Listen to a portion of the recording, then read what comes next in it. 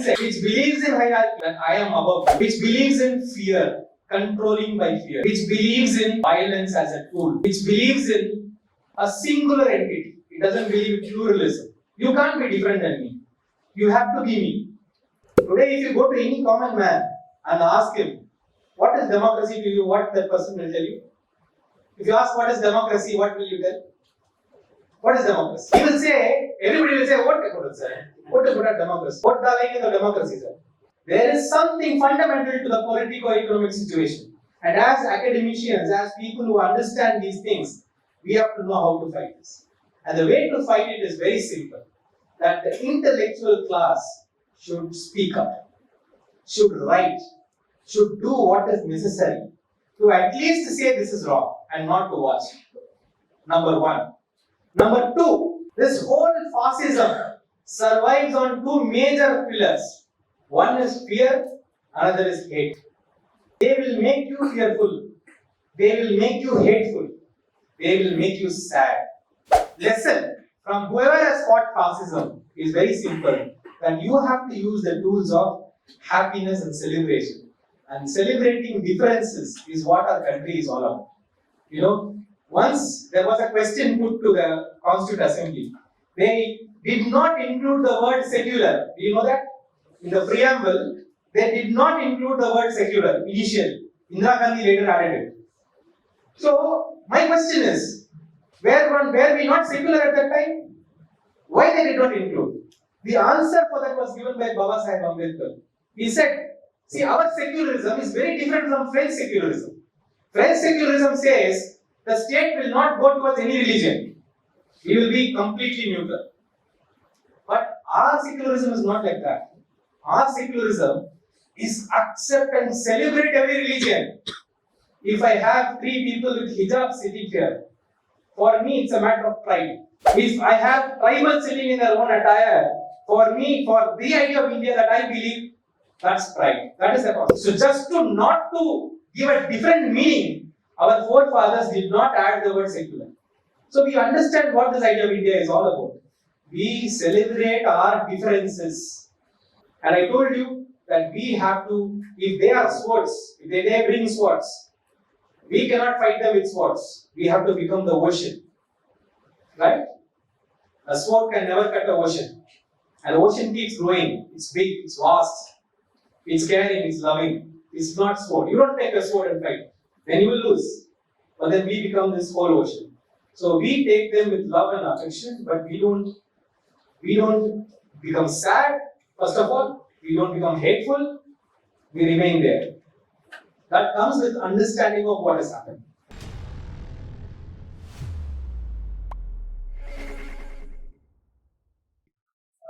My dear friends, I think I'm not a very prepared speaker.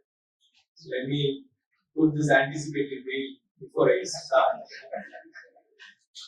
And I'm also a very spontaneous person. So, how many of you are comfortable with English here? All are comfortable? Anybody uncomfortable with Tamil? Lots. From other states. Right. Good. So nowadays I talk a lot in Hindi. Of course, my friends don't take it lightly. But then I insist also. I'm very happy to be here, and it's always a great pleasure, a matter of great prestige to come to Loyola. Being born and brought up in Chennai, Loyola means something to us. And it has always been in the forefront of many events in my life. I came to know about Loyola much more after I got into the social side of it. I always thought of it as a big academic institution. But then when I started working with people as such, then I realized wherever I go, to the most difficult places, I find a Jesuit place there. And for me, that summarizes what this organization is all about and why it has such a, it's still a craze in everywhere. In fact, in Karnataka, and Raichur, where I serve, I'm still very close to all the districts who have been working a lot in various areas. So for me, it's like a family where we are towards a very specific goal in the society. And this is not the very first time that we are in a crisis. We were, in many other crises, but this one is very special. And that's why I think we should be very threadbare in what we talk about. So today I will speak about 2-3 things, at least 3 parts.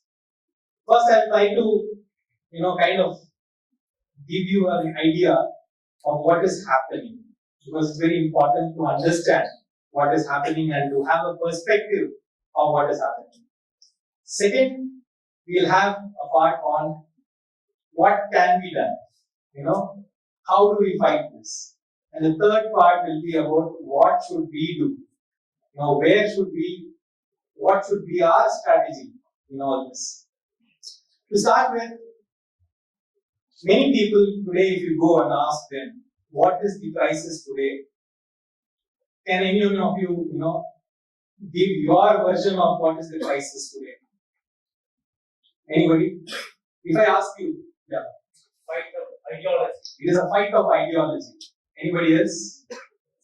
What is the biggest crisis today? Religious fundamentalism. Right. Yes? Democracy is in danger. Right. Anything else? So people come out with these terminologies, especially the idea of religious fundamentalism, which is again and again, said in different terms. Some say communalism, some say religious fundamentalism, and many things. In my opinion, this is exactly not that. Yeah, it has shadows of that, but it is exactly not that. Then what is this? The way I see it, there is a fight going on in this country for a very long time. It is not today, it is not from 2014. Many people think it started in 2014. Some, like me, who are the 70s and 80s kids, will also tell that it started in 2002. No? 2002, you remember? Or what? Yeah? So many people tell that it started then. But then I believe this is not something which started at that point. This is a fight which is going on in this country for a very long time. And this fight is between 2 mindsets. It is not between 2 political parties, or it is not between 2 religions, or it is not between 2 castes. It is between 2 mindsets. Now, what is this mindset? One mindset which believes in equity. There is a difference between equality and equity, right? I'm not going to go into the explanation of all that, but one mindset which believes in equality, that everything should be equal to everybody. The same mindset does not like hierarchy. I am not over you, you are not below me, and we are all in the same category. The same mindset also believes in the idea of brotherhood or sisterhood. The same mindset believes in the idea of love. The same mindset believes in the idea of acceptance. The same mindset believes in the idea of celebrating differences. It is not accepting differences. There is a difference between accepting differences and celebrating differences. And I celebrate your difference. I am not just accepting. This is one mindset. There is another mindset which believes in hierarchy, that I am above you, which believes in fear, controlling by fear, which believes in violence as a tool, which believes in a singular entity. It doesn't believe in pluralism. You can't be different than me. You have to be me. Right? This is another mindset. Now, these 2 mindsets you will see everywhere. You will see these 2 mindsets in bureaucracy. You will see these two mindsets within our own community. You will see these two mindsets even within the family. One will be of this mindset, one will be of this mindset. Anybody who has worked in any other firm would have seen two types of managers. One will be saying that, hey, when I come, you have to stand up. Another type will be, come on, let's do it together. Have you seen these two people? Yeah, you know them in your life, right? These are two mindsets, and these mindsets have been fighting in India for a long time. We call them by different names, but essentially it is these two mindsets, right? Now, when we got independence, what was that independence about? What was that independence movement about? People will tell that we wanted to chase away the British. I don't agree with that. That is only 10%. Our actual fight was against what is happening inside the country. You know, why did Gandhiji, when he came to India, after going through entire India, he started becoming as poor as possible. He started putting his clothes out and said, I'm going to be like this, live in a master. Why did he do that? He did that because the fight was not only against the British. British was anyway go. Now they couldn't bear this weather. 10 years, 15 years, they will run away. But his main fight was against this hierarchical mindset within this country. Right? For example, caste. Caste, what is caste? Caste is nothing but this hierarchical mindset codified in social structures. That is why Gandhi fought against caste. That is why Ambedkar ji fought against caste. So, this hierarchical mindset is what the actual independence movement was all about. That is why when we got freedom, right? When we got freedom, you remember that famous speech by Nehruji? My question is, where was Gandhi then? Ideally speaking, the father of the nation should have hoisted the flag. Where was he? Can anyone say where Gandhi was? When we got independence on 15th August 1947, where was he? Not in Kolkata. Where was he? He was in East Pakistan, what is called Bangladesh. A village called Nagpur, where there was raging riots going on between Hindus and Muslims. Gandhi was there in that village, fasting, so that they will stop the riots. When he was called for the celebrations, he said, I am not going to celebrate. India is not yet free. And he, time and again in his time, kept telling that you have to build the nation. You know, what is building a nation? Building a nation is to destroy that hierarchical structure and make it even. Right? So Gandhi gave this sermon to all congressmen and also all people that now see, British is gone, but you are not free.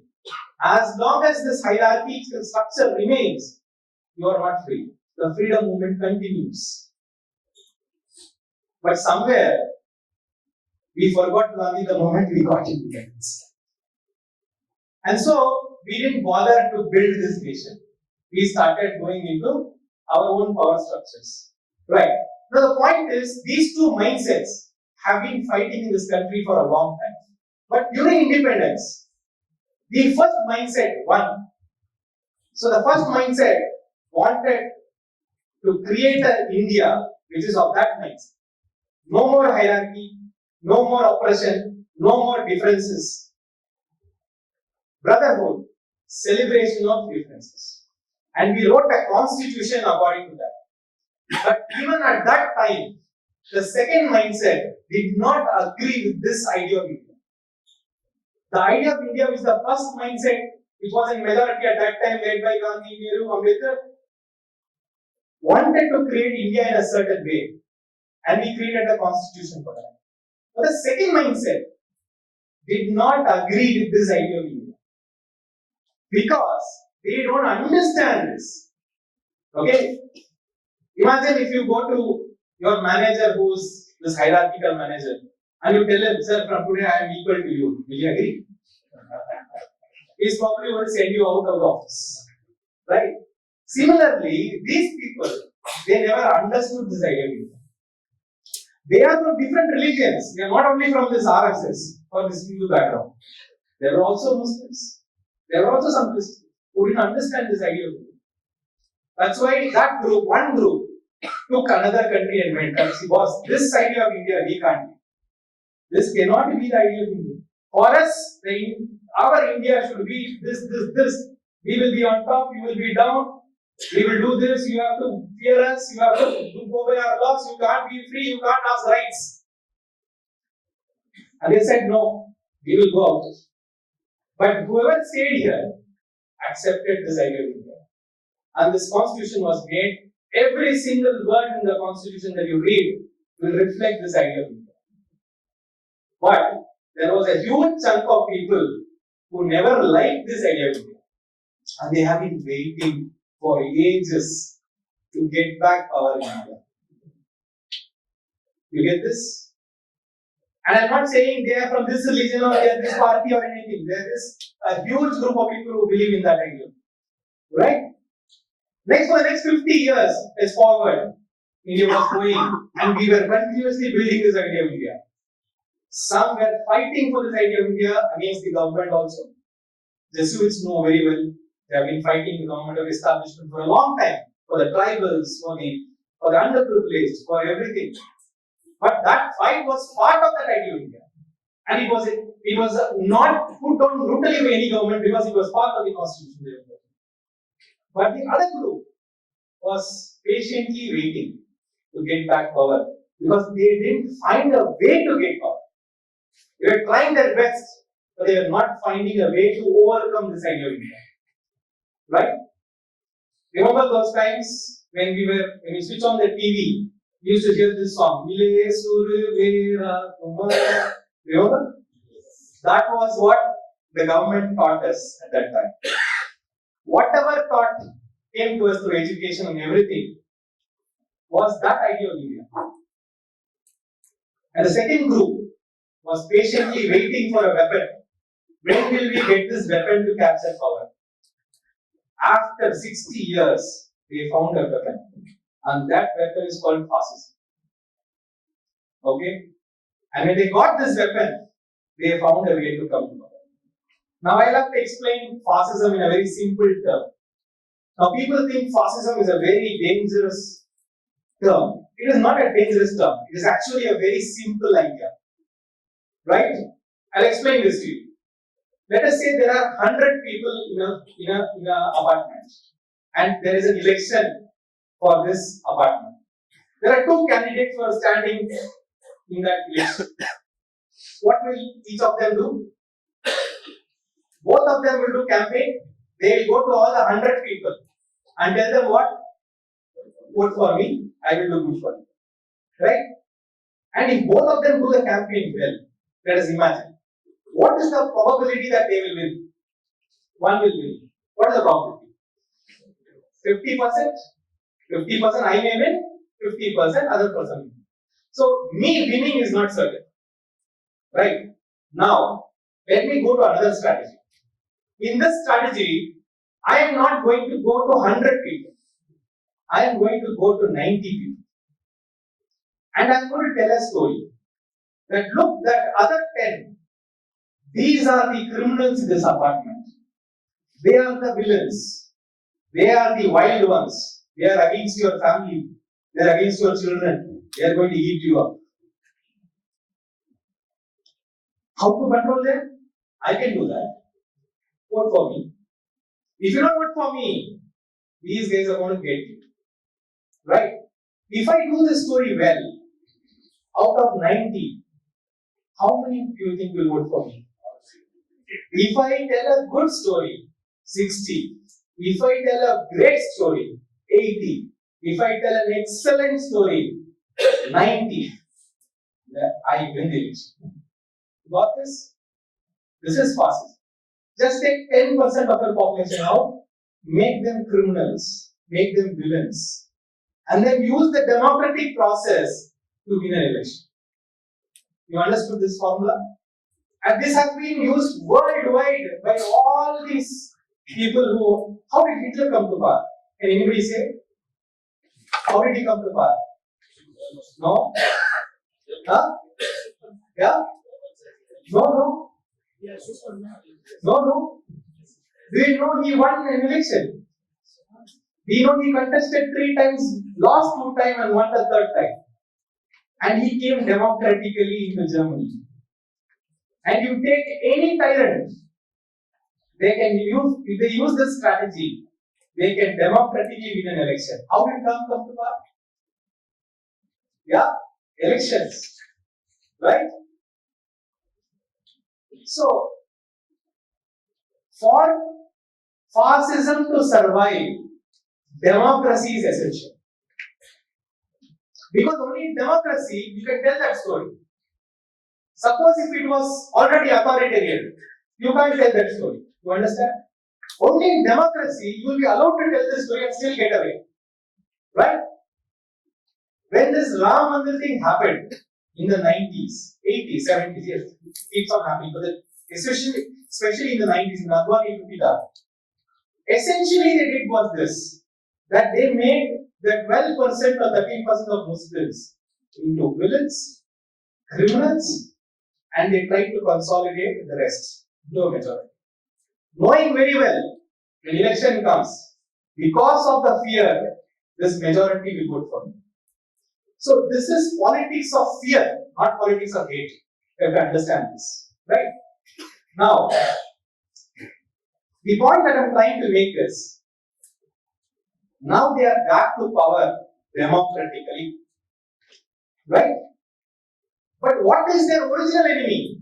Their original enemy is not this 10%. This 10% is shown to win the election. But their original enemy is what? Huh? Yeah. Their original enemy is this equity. Their original enemy is their idea of. Their original enemy is our idea of India, that everybody should be equal. And what they will want to convert is to create an India which is unequal, which is hierarchical, which they are the bosses, they can control everything. Which means, to tell it in another terms, their original enemy in India is the Hindu society which has become equal in the last 50 years. They want to go back to this.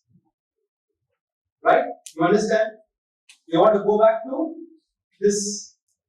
And their biggest instrument that they want to target, which maintains that equity, is what? Constitution of India. We have to destroy that. If we don't destroy that, then these hierarchies are not going to come back. So we have to destroy that. We have to destroy the memories of equity. When they are demolishing the entire Rajpath, changing names, demolishing every symbol, what are they doing? They are trying to erase India was sometime like this. It tried to become equal. Right? So this is a fight for a hierarchical society and not just between Hindus and Muslims. Actually, they don't care. They don't care. Okay? So we have to understand, every one of you sitting here, I am second generation who's wearing a shirt. My grandfathers never wore a shirt. I'm sure in this place also there are people who are first time graduates. Second time, whatever, just come up from life. You are their enemy. It is not because only of your religion. Because you have broken hierarchy and moved up, which they don't agree with. So we have to understand and also make others understand. The majority of Hindu crowd, who are people who have come up, they are their original enemies. They are their original victims. And they are going to drown if these guys come. If this is going to sustain. So we have to understand this entire stuff from this angle. I hope I'm making sense. If anybody has a doubt, please ask.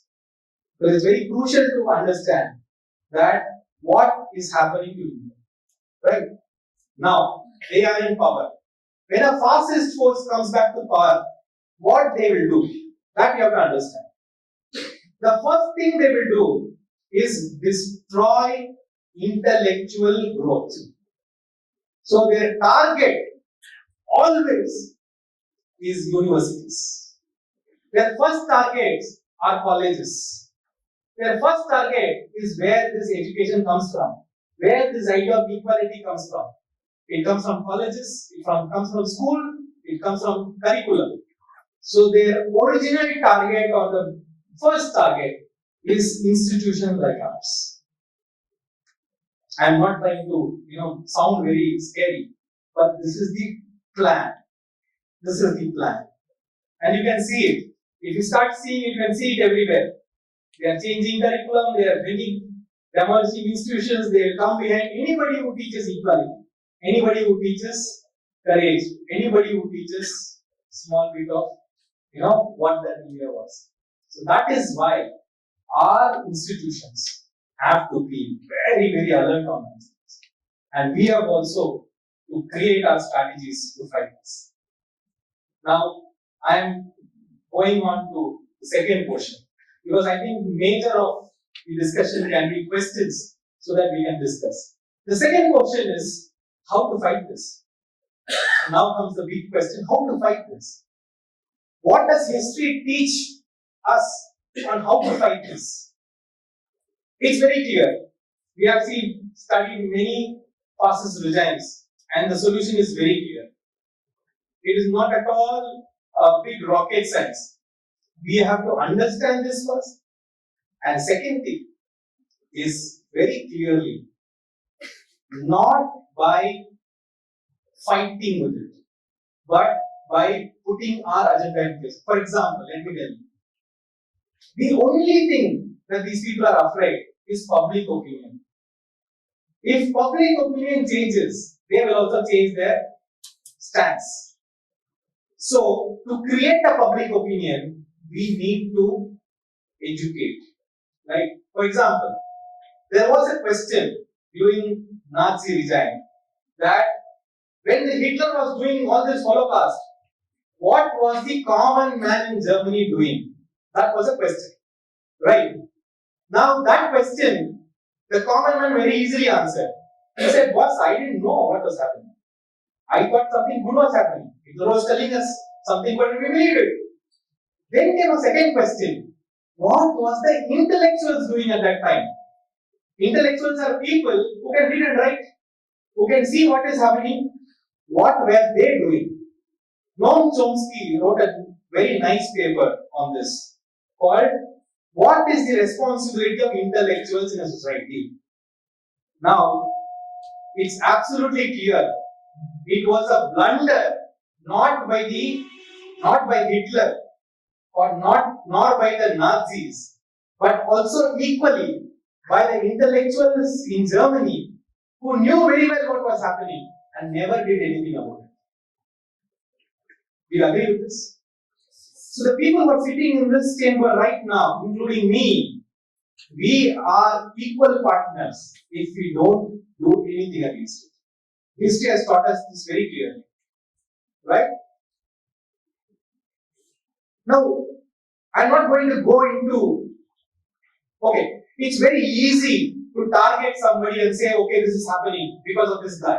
Okay. But look at what is happening today to the world. Is majoritarianism only in India? Is it only in India? Where else it is now? Can you tell me some more regions which have majoritarian regions now? Yeah? US, when Trump was there. Then, have you heard this name Bolsonaro? Brazil. Okay? Erdogan, Putin. They are all tyrants. They are all like Modi. But, if you take Europe, for instance, almost 40% of the countries have become right wing today. 40, I should say 60%. has become right wing. Many countries are becoming right wing. So there must be something about this era where everybody is moving towards right wing. Everybody is leaving democracy and moving. So what is that? There was a very good philosopher called Hannah Arendt. Okay, she wrote a very good analysis of this whole thing. In the 1940s, she wrote, and she was herself persecuted by Hitler. She said, "Boss, the way you are running democracy, no, it is not creating any meaning for people. Today, if you go to any common man and ask him, what is democracy to you, what that person will tell you? If you ask what is democracy, what will you tell? What is democracy? Huh? He will say, everybody will say, what is good at democracy? What the like of democracy, sir? Why is he saying that? Why is she saying that? Because after putting vote, you can't put anything. Can you put a pipe to your house? Can you do anything? No. Put what? Democracy over. So, Hannah told at that time, if you run democracy like this, why will anybody identify with it? They will all become identity-less masses. And then, one fellow will put one day come and give a new identity, saying that aap aaj se aap Hindu ho, aap mere se aata. And all these fellows will move behind. Aap se aap ye ho, aaj se aap wo ho. Which means after that, that identity will be the most sought after. And people will go there. No, Hannah told, if you run democracy like this, in the next 50 years, you are going to get 100 Hitlers. And that's exactly what is happening. So it is also a global political phenomenon. So we should know how to fight this. That's the point I'm trying to come at.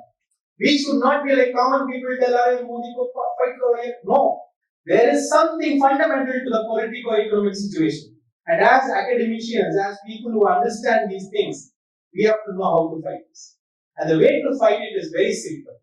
That the intellectual class should speak up, should write, should do what is necessary to at least say this is wrong and not to watch. Number one. Number two, this whole fascism survives on two major pillars.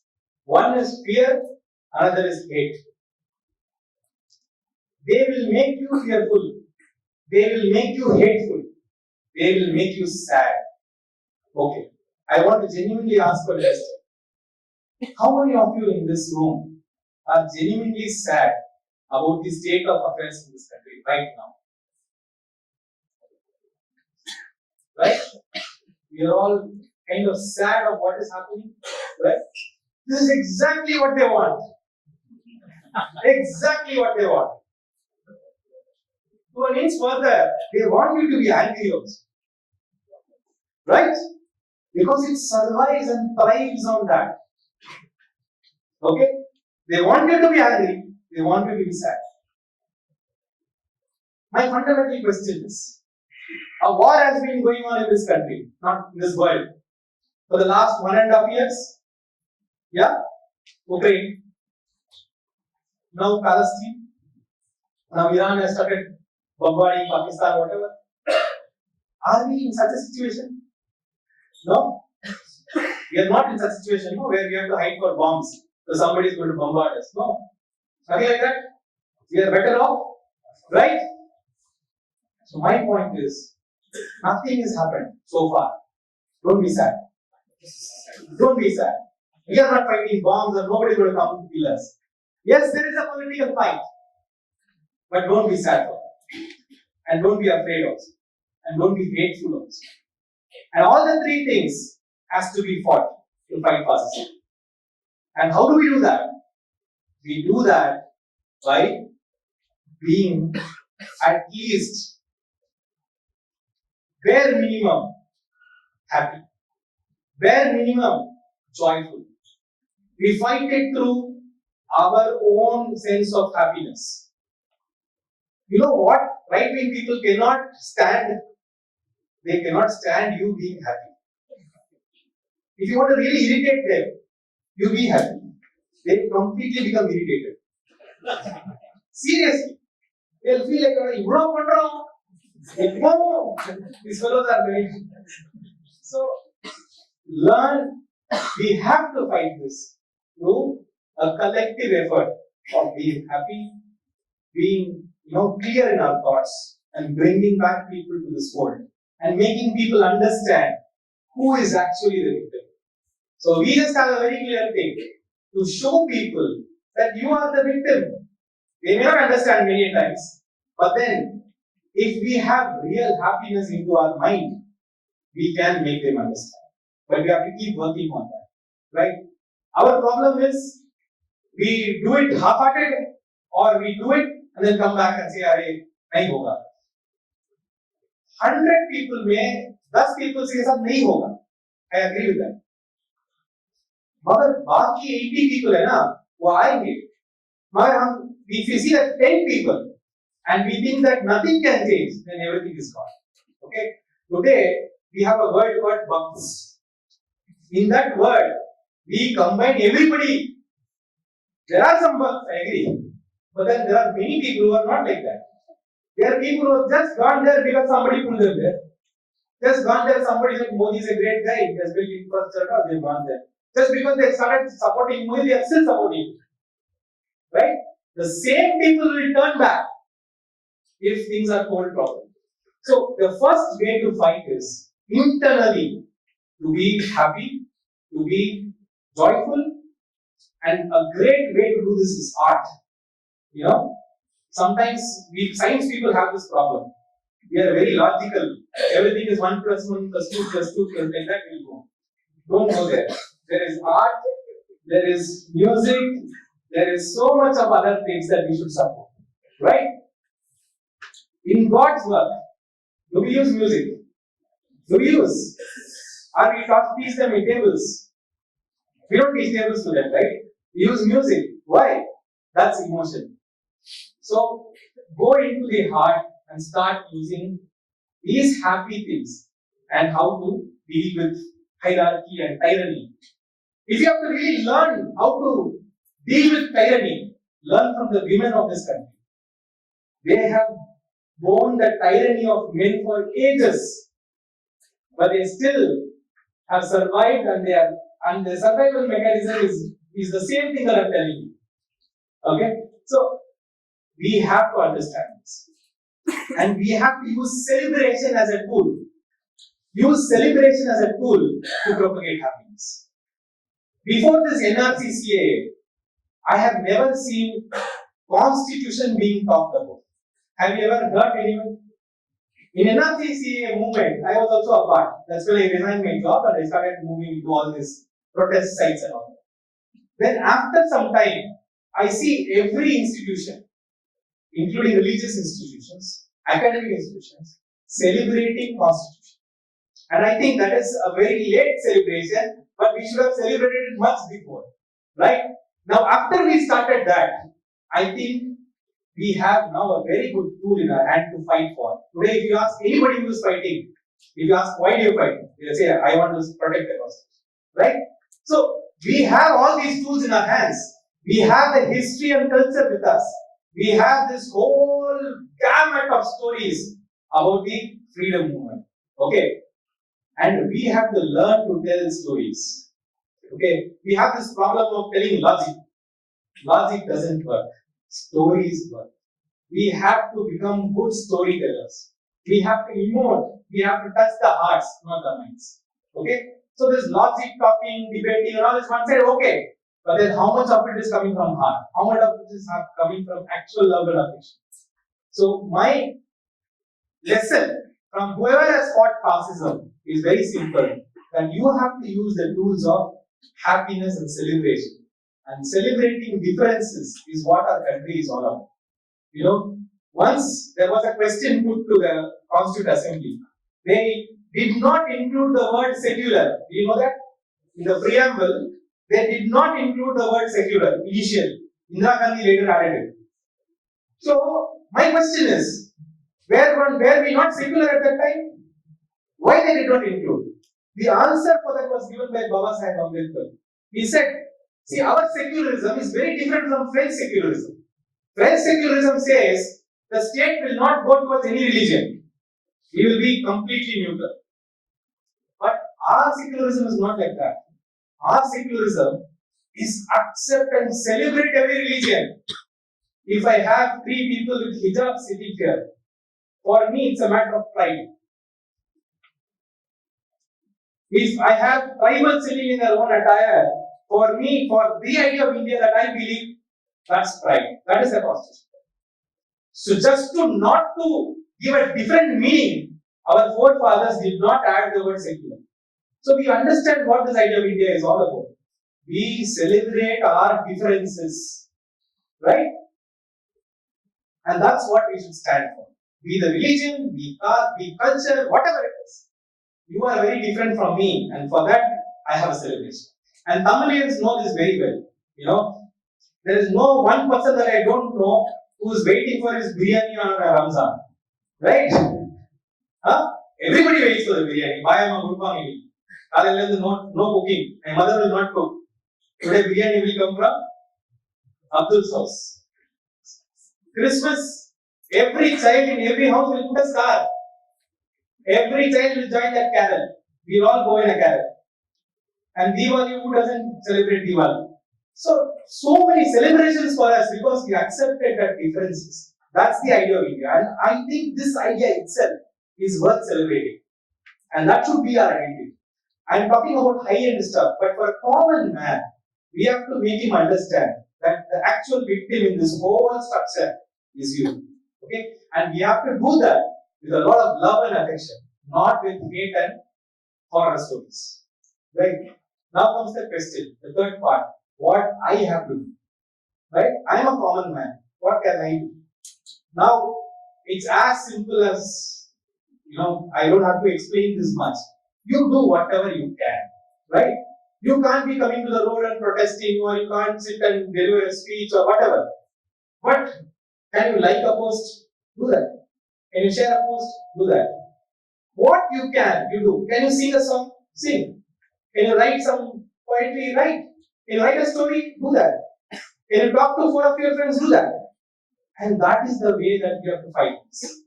Every one of us will do something which is within our system. We don't have to cross the line. But one thing is very important. We will not keep our mouths shut. They talk about Desdroha. The biggest Desdroha is to keep your mouth shut at this point of time. And we have to open up. We have to do whatever is possible from my side. From whatever is my limit. This is my limit, I do this much. But then we have to do something. If we don't do something, then we are the biggest drogis of whatever our next generation is all about. And I told you that we have to, if they are swords, if they bring swords, we cannot fight them with swords. We have to become the ocean. Right? A sword can never cut the ocean. And the ocean keeps growing. It's big, it's vast, it's caring, it's loving. It's not sword. You don't take a sword and fight. Then you will lose. But then we become this whole ocean. So we take them with love and affection, but we don't become sad. First of all, we don't become hateful. We remain there. That comes with understanding of what has happened. Okay. Now comes this very, very big question. When injustices happen, what do we do? That's the major point that we have to understand, that we can't keep quiet. We have to voice out. If an injustice happens, we have to voice out, we have to gather together in some way. We still have that political space in this country. It is not gone. We can still use that political space to go forward. Right? Now, coming to the context of the election. Right now, we have another opportunity to fight these things. That is the election.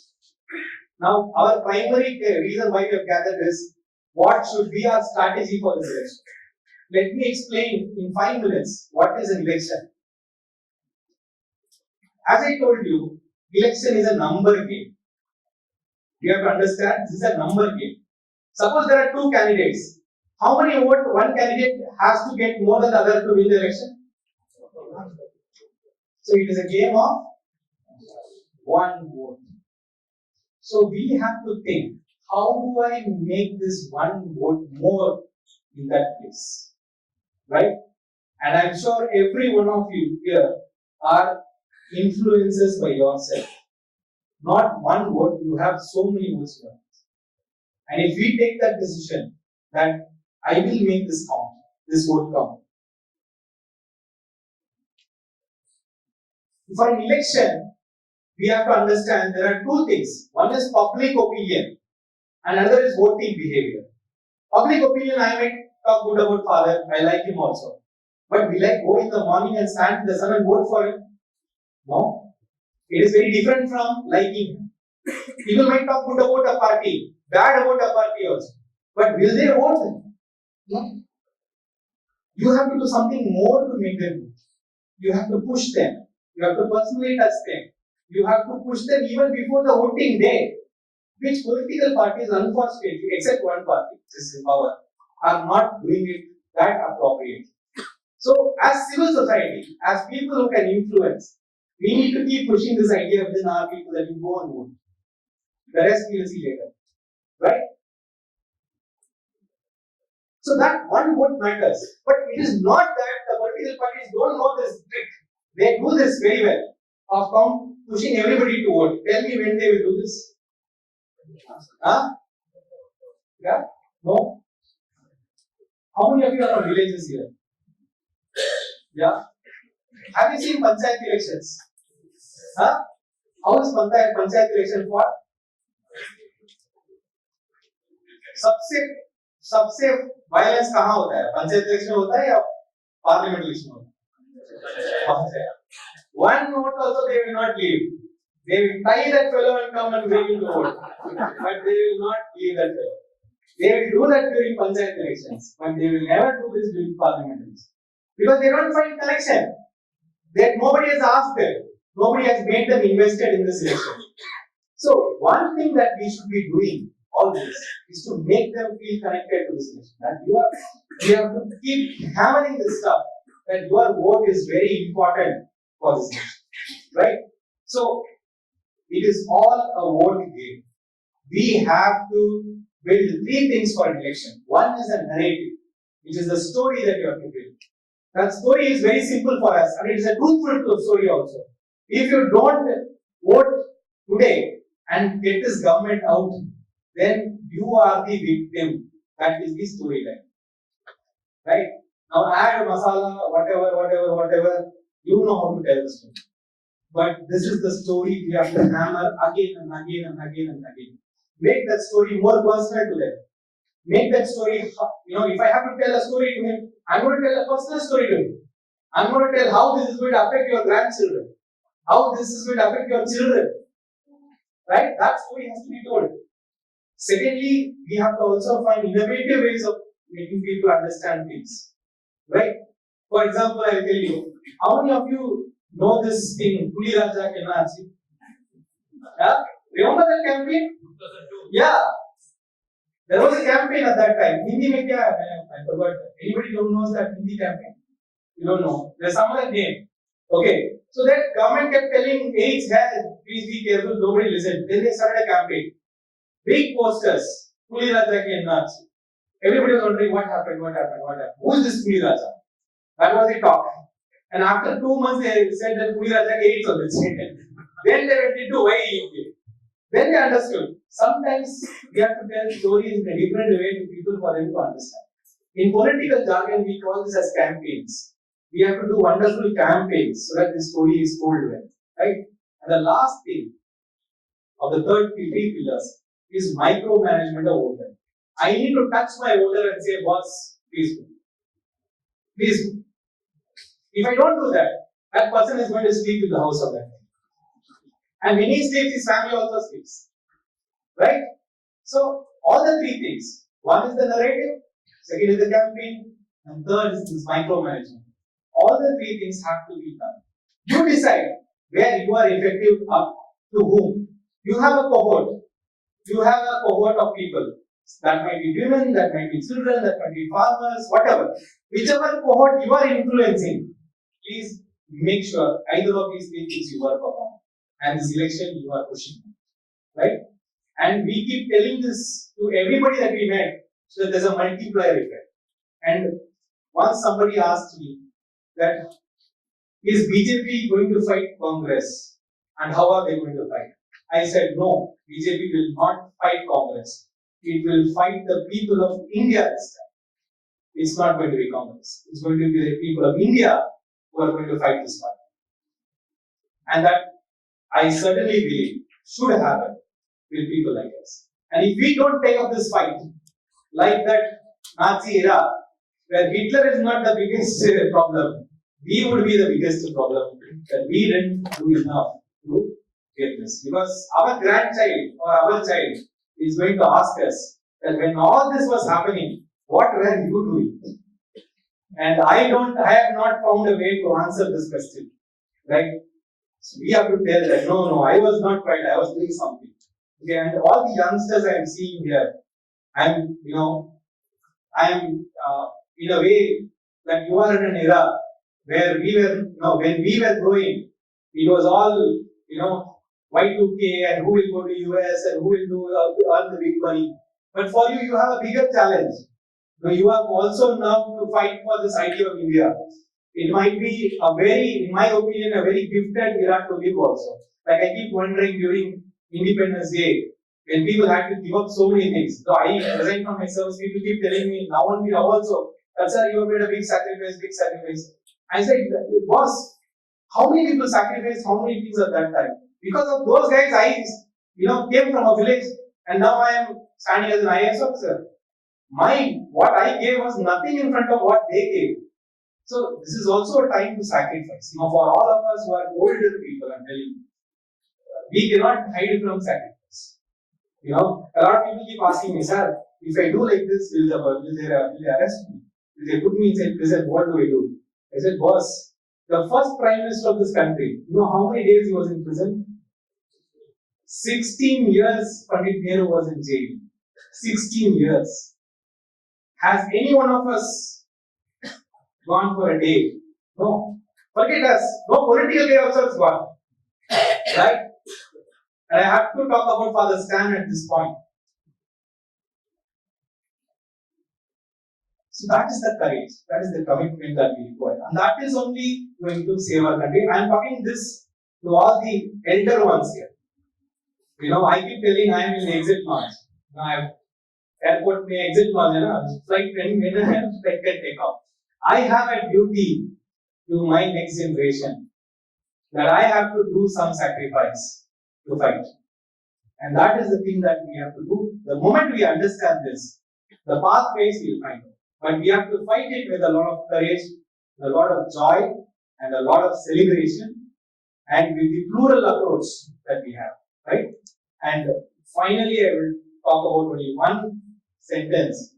I once went to a village, and in that village, I had a friend who was a Gandhian. We both went to the village, and this my friend of mine got a bunch of women, and he started explaining about ahimsa, satyagraha, and all the satya and all those terms. So after half an hour of lecture, the one woman stood up and came and told me, sir, I didn't understand anything he said. But she showed her friend that if anything happens, but I'll tell you one thing, if anything happens to this woman, no, I'll stand with her. And in that one word, she demolished all these words. The idea of standing with somebody is something which we have to learn. When you're sick at home, your father is sick, and you have to take him to the hospital. You call your friend, hey, bhai, aa jao. Wo bhi aa jayega. He'll also come. And do what? Nothing. He will just stand with you. He will not give you money or nothing. He will just stand with you. But that standing for somebody, standing with somebody, is something absolutely essential. Today, when bulldozers are going to break people's houses, are we standing with them? Whether we fight or not, that's a different question. Are we even going and holding their hands? That is something which we have to do. And we have to do this very openly. And if we don't do this very openly, we are all going to the same area that history has sent people to. So this is the time that we have to stand up with people who go through injustice and also fight this from a very, very open platform and also in a very celebrative and a happy way, right?